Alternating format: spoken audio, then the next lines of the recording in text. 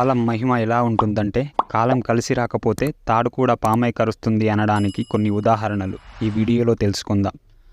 మహానటుడు, ఆంధ్ర ప్రజలు గర్వించే ఎన్టీఆర్ మీద వైస్రాయ్ సాక్షిగా చెప్పులు పడ్డాయి.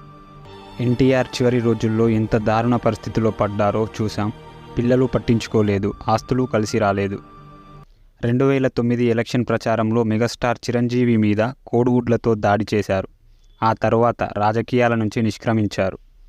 మహామేధావి మాజీ ప్రధాని పివి నరసింహారావు 420 కేసెస్లో బోనులో నిలబడవలసి వచ్చింది. చివరికి శవానికి దహన సంస్కారాలు కూడా సరిగ్గా జరగలేదు. మాజీ ముఖ్యమంత్రి వైఎస్ రాజశేఖర్ రెడ్డి అంత్యక్రియలు చేయడానికి కనీసం శవం కూడా దొరకలేదు. ఇప్పటి ఏపీ ముఖ్యమంత్రి జగన్మోహన్ రెడ్డి గారు 16 నెలలు జైల్లో ఉన్నారు. 1978లో మాజీ ప్రధానమంత్రి ఇందిరాగాంధీని కంటెంట్ ఆఫ్ హౌస్ కింద సాక్షాత్తు మన పార్లమెంటే జైలుకు పంపింది. తమిళ ప్రజలతో అమ్మా అని పిలిపించుకున్న తిరుగులేని ఉక్కు మహిళ మాజీ ముఖ్యమంత్రి జయలలిత అసెంబ్లీ సాక్షిగా చీరలాగి వివస్త్రను చేశారు. టాన్సీ కేసులో కోర్టుల చుట్టూ తిరిగింది. చివరికి ఏ స్థితిలో చనిపోయిందో చూశాం. ఆంధ్ర బిల్గేట్స్గా పేరు పొందిన సత్యం రామలింగరాజు 4 సంవత్సరాలు జైలు శిక్ష అనుభవించాడు. ప్రపంచాన్ని గడగడలాడించిన అలెగ్జాండర్ చివరకు నిస్సహాయంగా చనిపోయాడు. జాత్యహంకారానికి మారుపేరుగా నిలిచి లక్షల మందిని ఊచకోత కోయించి రెండో ప్రపంచ యుద్ధానికి కారణమైన హిట్లర్ దిక్కులేని పరిస్థితుల్లో ఆత్మహత్య చేసుకున్నాడు. గొప్ప విజన్ ఉన్న నాయకుడుగా చెప్పుకునే మాజీ ముఖ్యమంత్రి చంద్రబాబు నాయుడు అపాయింట్మెంట్ కోసం గుమ్మం బయట చేతులు కట్టుకొని వేచి చూసిన కేసీఆర్ ఇప్పుడు తెలంగాణ రాష్ట్ర ముఖ్యమంత్రి. అలాగే ఎన్డీఏ అధికారంలో ఉన్నప్పుడు NDA convener Chandrababu Naidu appointment కోసం ప్రయత్నం చేసి విఫలమైన నరేంద్ర మోడీ దేశ ప్రధాని అయ్యాడు.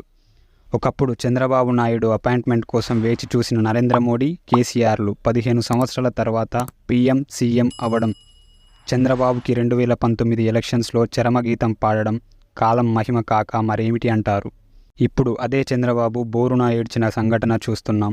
ఇలా చెప్పుకుంటూ పోతే చరిత్రలో ఇలాంటి ఉదాహరణలు కోకొల్లలు. అందువల్ల నేనే అన్న అహంకారంతో విర్రవీగవలసిన అవసరం లేదు. నేనే గొప్ప, నా వల్లనే అంతా జరుగుతుంది, నా సంఘమే గొప్ప, నా పార్టీనే గొప్ప, మా నాయకుడే గొప్ప, మాదే అంతా అనే వ్యక్తి అహంకార విధానం అవసరం లేదు. ఈ నేనే అన్న ఈ భూమికి మనం అరువుగా వచ్చాం. కొన్నాళ్లకు ఈ భూమికి ఎరువుగా మారిపోతాం. ఈ మధ్యలో పరువుగా బతికేద్దాం. ఎవరు ఎప్పుడు ఎలా మారుతారో చెప్పలేం. కాలం కంటే వేగంగా మనసులు మారే మనుషుల మధ్య మనం బ్రతుకుతున్నాం. అందుకే ఎవరితో ఎంతవరకు ఉండాలో అంతవరకే ఉండాలి మనం. జీవితంలో అన్నీ కోల్పోయినా ఒకటి మాత్రం మన కోసం ఎప్పుడూ సిద్ధంగా ఉంటుంది. దాని పేరే భవిష్యత్. మనిషి జీవితం మేడుపండు లాంటిది. మేడుపండు పైకి అందంగా కనిపిస్తుంది, కానీ లోపల అన్నీ పురుగులే ఉంటాయి. మనిషి జీవితం కూడా అంతే. ఒకరి జీవితం మరొకరికి అందంగానే కనబడుతుంది, కానీ ఆ జీవితంలో దాగి ఉన్న కష్టాలు, కన్నీళ్లు ఎవరికీ కనిపించవు. మనం మనిషిగా పుట్టడమే ఒక అద్భుతం. బతికి ఉండటం ఒక అదృష్టం.